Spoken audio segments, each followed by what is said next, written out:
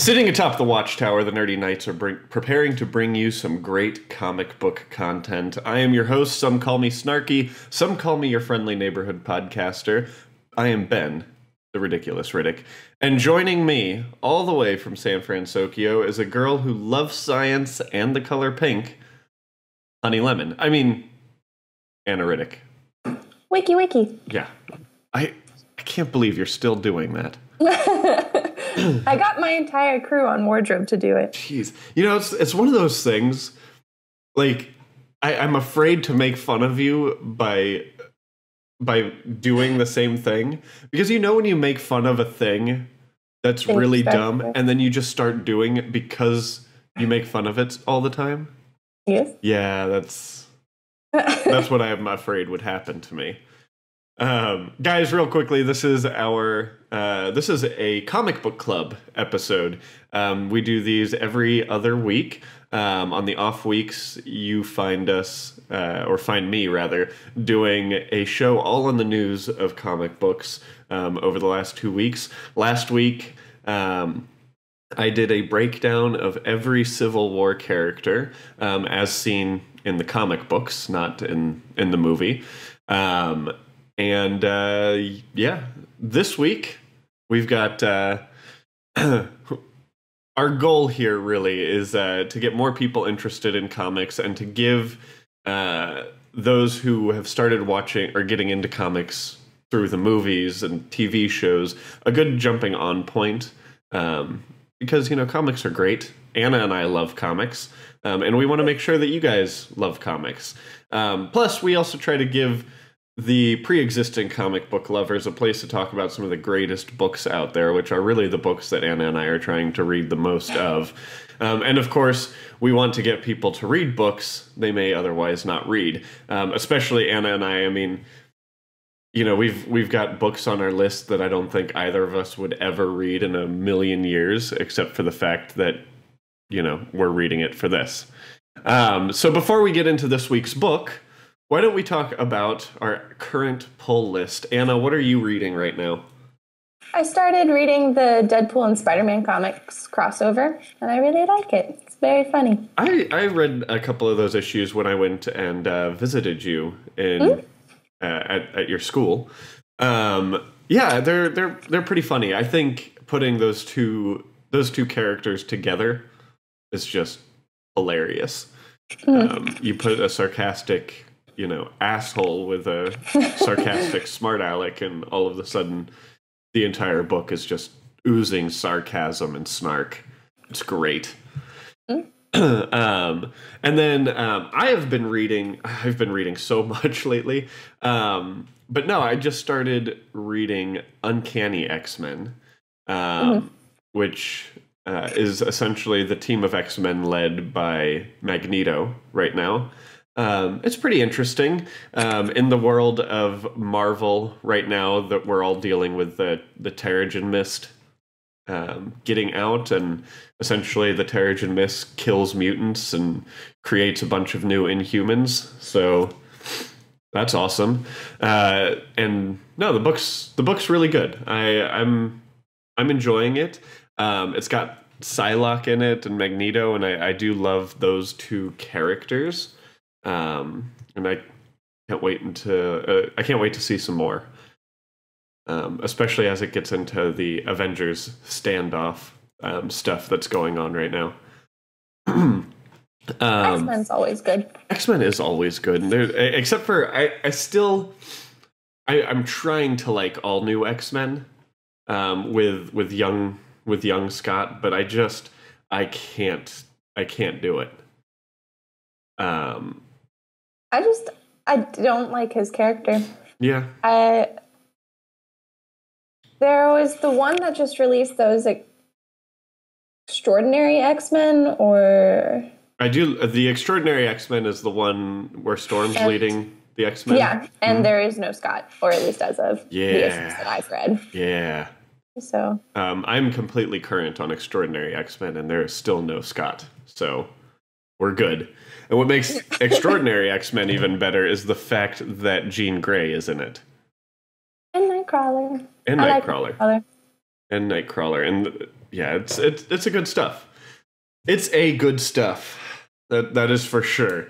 Anna, why don't we go ahead and discuss what our book this week is about? This week, we decided to read Iron Man Extremis by Warren Ellis and illustrated by Adi Granov. Just to give you guys the heads up, there will be spoilers for this book. If if you haven't read it, I highly recommend reading it first and then kind of jumping into this. So yeah. If you do want to read these books, the best thing for you to do is visit www.knightlynovels.com. That's Nightly with a K, and use our Amazon affiliate link in the blog posts.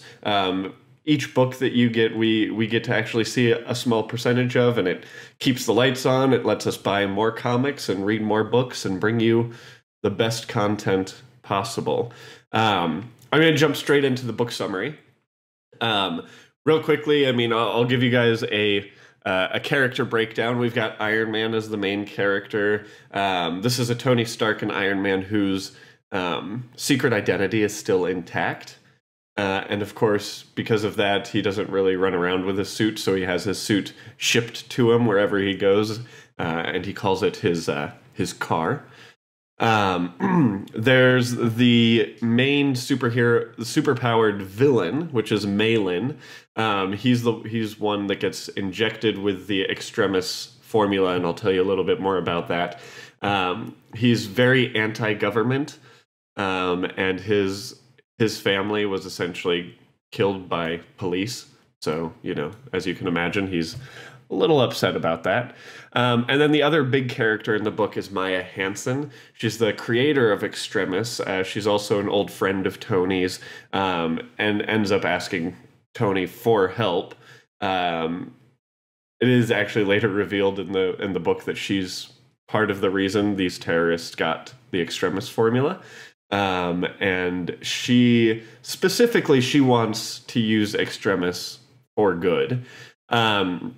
So let me give you guys the quick walkthrough of the story. The scene opens up with Malin in this like basement meat locker like place. He is being injected with the Extremis formula, and it really just appears that he dies. He starts vomiting blood and passes out. Then we move on to Tony Stark. He is pretty much in his garage workshop, passed out, woken up by a phone call. And then, of course, we move to Future Farm, which is where Extremis is being made, and we see Aldrich Killian. He is typing a message on the computer talking about how he regrets letting Extremis get into such terrible hands, and then kills himself. We then see Maya Hansen. She runs in. She has to call Tony Stark because, you know, she's freaking out about all of this. Tony goes out there. We do start to see how they met at a bar at a conference. A genius convention. A genius convention, indeed. And Maya ends up asking Tony for help. Tony, of course, has his little Iron Man suit sent to him. And while Maya and Tony are meeting, Malin wakes up from his little Extremis-induced whatever, cocoon, and goes out to an FBI building and pretty much murders everybody inside of it. They see, Maya sees this on the news, Tony sees it, he gets into his Iron Man costume, runs out there, essentially gets his ass handed to him by Malin. It is a hands down just let's beat the shit out of Tony Stark fest. Malin ends up leaving Tony there alive because a bunch of helicopters swoop in and, you know, try to stop him. Iron Man gets taken. Iron Man in his suit, fully covered, secret identity intact, gets taken back to Future Farm to try to get some help because, you know, he's in pretty bad shape. He gets there. He talks to he reveals his secret identity to Maya, and then kind of forces her to inject him with the Extremis thing, which Extremis is it's essentially it's a tech bug that rewrites the brain's repair systems.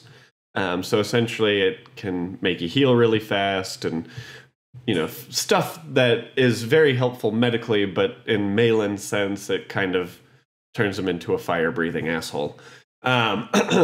So Tony, without Maya knowing, actually modifies the Extremis formula before she injects it into him. So Tony, Tony only has to undergo the transformation for about 24 hours. Extremis kind of reinvigorates everything in him. His hearing is better, his reflexes are better, everything is better. But on top of that, the way that Tony modified it was in a way that allowed him to have essentially his suit built into his skin. So all he has to do is think about his suit, and it pours out of his pores, and then he can control his suit through that. Which, I mean, come on, that's pretty freaking cool. And then he even shows off by calling Maya on her phone through his head, and actually talking to her on the phone without him moving his mouth. It's quite neat. So Iron Man then figures out exactly where Malin is going to be going. Goes out there. He finds out that Malin's after the president in DC. He goes out there and kicks the shit out of Malin. He's trying his hardest not to kill him, essentially. But Malin eventually gives him no choice, and Tony blows up his head. And then Tony then, of course, realizes that, mind blown, right? Mind blown. But really. Yeah. So what ends up happening after that is Tony realizes that Aldrich Killian could not have gotten the Extremis out to another group without help. So that's where he discovers that Maya was actually in on this. Maya justifies what she did by comparing Extremis to the atomic bomb. She says that, I think the quote is, it had to be used once out of anger. Before it could be used for good. So that's kind of the story. Anna, do you feel like I missed anything on that? Nope. There are a couple flashbacks to the origin story of Iron Man. Oh, yeah. Actually, when he injects the Extremis into him and kind of goes into the little Extremis-induced coma, you kind of get the flashback of Iron Man's origin, which is really awesome. And then, of course, for those of you who got into comics by reading or by watching the movies, this is very similar to Iron Man 3. The Extremis is still the same Extremis. The big difference is that Iron Man never injects it into himself. And, obviously there are a few differences, like Aldrich Killian is the one that's alive and Maya ends up being the one that dies in the movie. But that's neither here nor there. Anna? Yeah. Let's get into our roundtable breakdown. What did you think of the story? I liked it. I don't like Iron Man as a character usually, and so I definitely enjoyed this one a lot more than the jackass, playboy, Avenger thing. And I thought it was a really good story to kind of get into Iron Man with that embedded origin story in there. And the suit was awesome. Yeah, the suit was awesome. I agree. I also am not a huge Iron Man fan. I've tried many times to actually sit down and read Iron Man books, but they typically do not hold my attention. I've read a few really good ones that I like, but overall, Iron Man is not my favorite. I do like, you see a lot with Tony and how he wants to be remembered. He very much in this book goes on and on about not wanting to be remembered as a weapons dealer. He goes on and on about wanting to remain the CEO of Stark so that Stark does not become a weapon, only a weapons dealer. There's just so much really good character points that are hit home, and I thought the relationship between Maya and Tony was shown really well, even in this very short amount of time that you got to see them interact, and it was definitely interesting. I thought it was kind of, I don't know if I found it unnecessary, because I enjoyed the little snippets where they kind of went out and veered to a different location for no reason, but it didn't really enhance anything. Like when they went into the woods and met with one of the speakers. Sal Kennedy. Yeah. Yeah, I enjoyed that. I think the big thing that did was it helped establish the character of Maya more. It explained what she's been doing, explained, kind of even went into the whole Iron Man's an alcoholic thing. I think I do agree. I don't think it was fully necessary, but I do think for new people reading Iron Man, it is good to remember, or good to remind them, that Iron Man's an alcoholic and he very much has a problem, and it's good that he is, going into this, right? And the villain, obviously Malin, I did feel legitimately sorry for Malin, especially during that flashback where you kind of see why he's so angry. Beheading a lady. Yeah. A teenage girl was not necessarily. No. But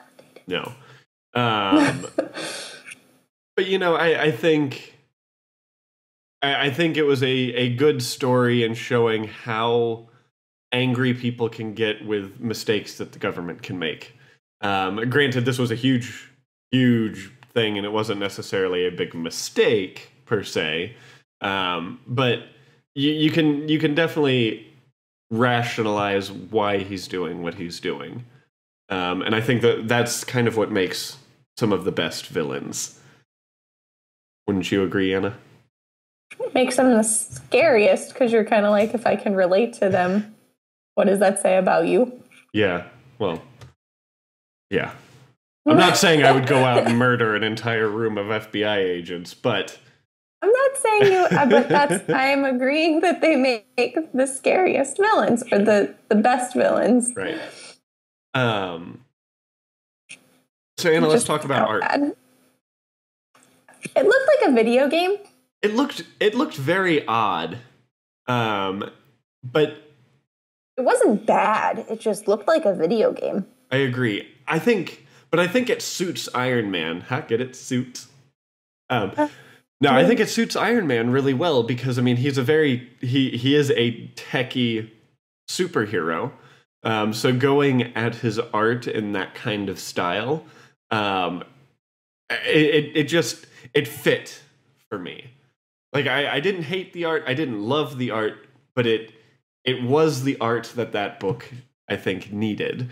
And the cool thing about both the art and the Adi Granov, the guy who did the art for it, he did the art having never read any other Iron Man other than like the origin story of Iron Man, and going off of Warren Ellis's script. So, when you throw that into the mix, I think it was really awesome. There were some really graphic scenes in this book also, which like very bloody beheading, gunshots through heads. Not what you expect of whatchamacallit, of a Marvel comic book. Yeah. Yeah, I mean, do you have any other comments on the art? Was there anything in particular that? I mean, again, I don't really have much to say about it. It looked the way it did. I wasn't upset about how it looked.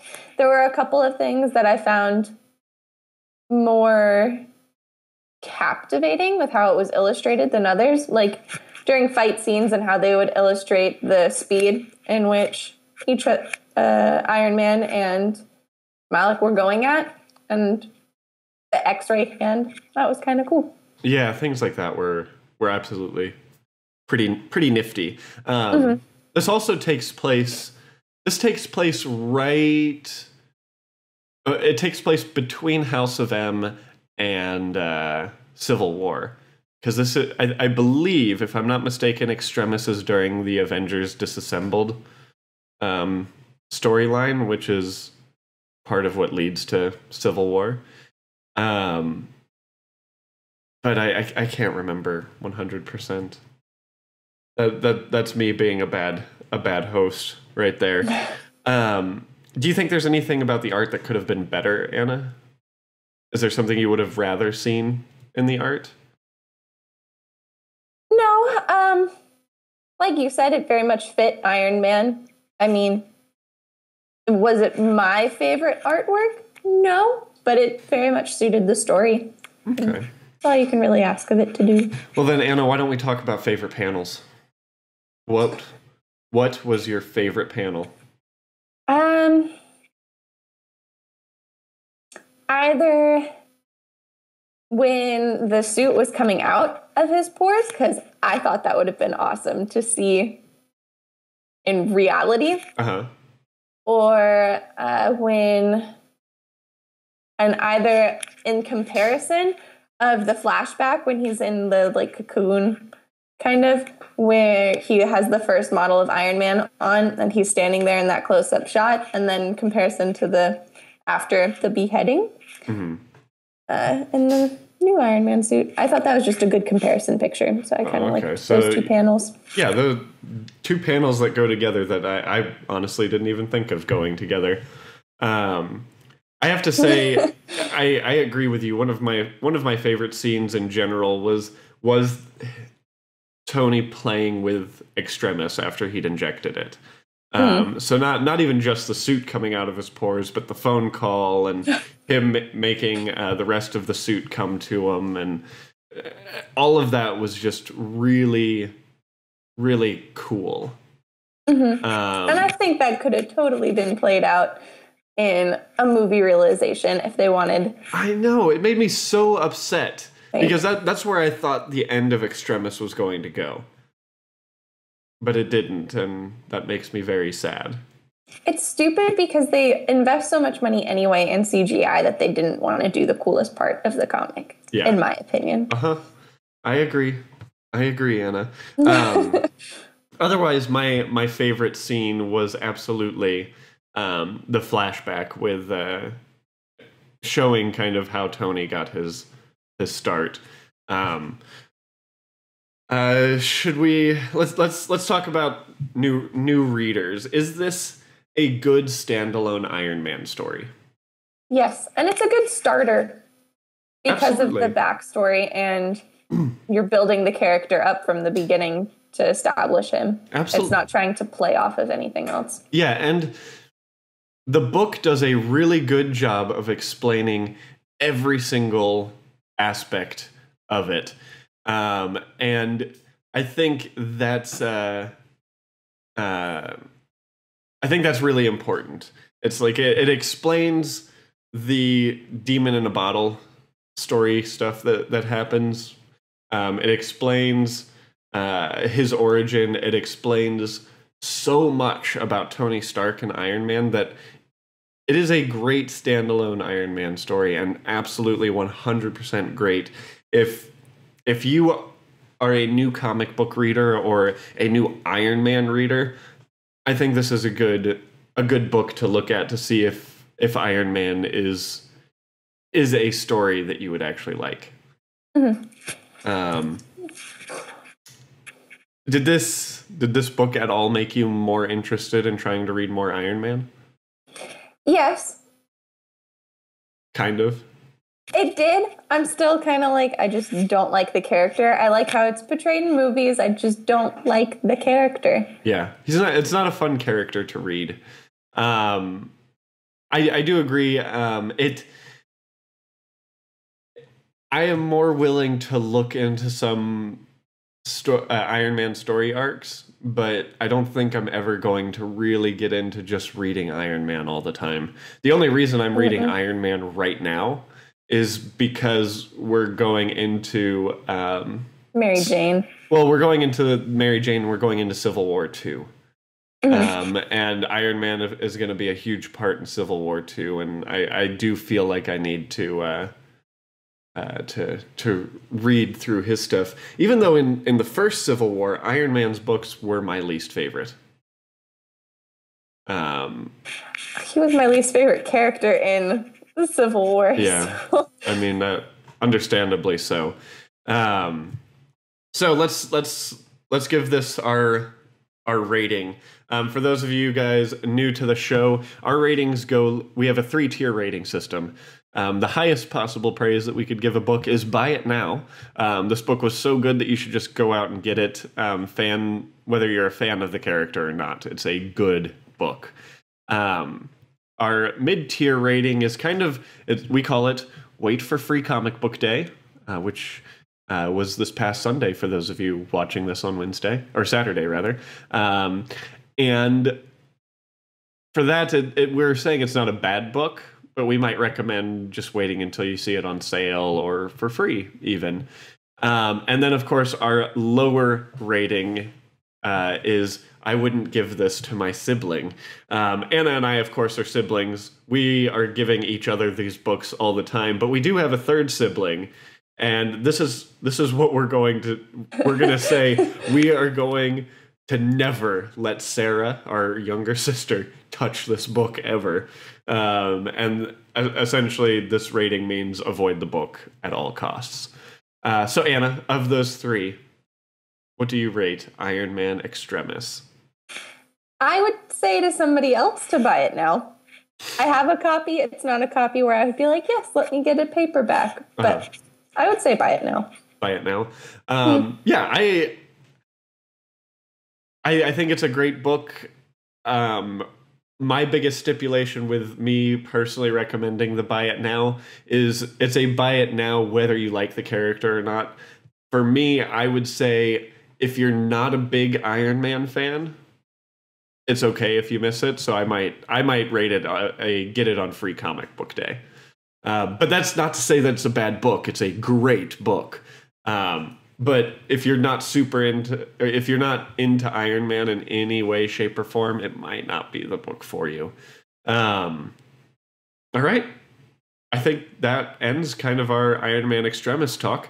Next week, our next book, which we'll be reading in 2 weeks, so make sure to go out and get the book. We're going to be reading Deadpool's Art of War. This is a book written by Peter David and illustrated by Scott Koblish. You can support this show by going to nightlynovels.com and purchasing the book through our Amazon affiliate link in the blog. Every time you guys use that Amazon affiliate link, Amazon smiles upon us and allows us to make this show better for you. Guys, this has been another issue of the Nightly Novels Comic Book Club. We are here every 2 weeks on New Comic Book Day, which is Wednesday for those of you new to comic books.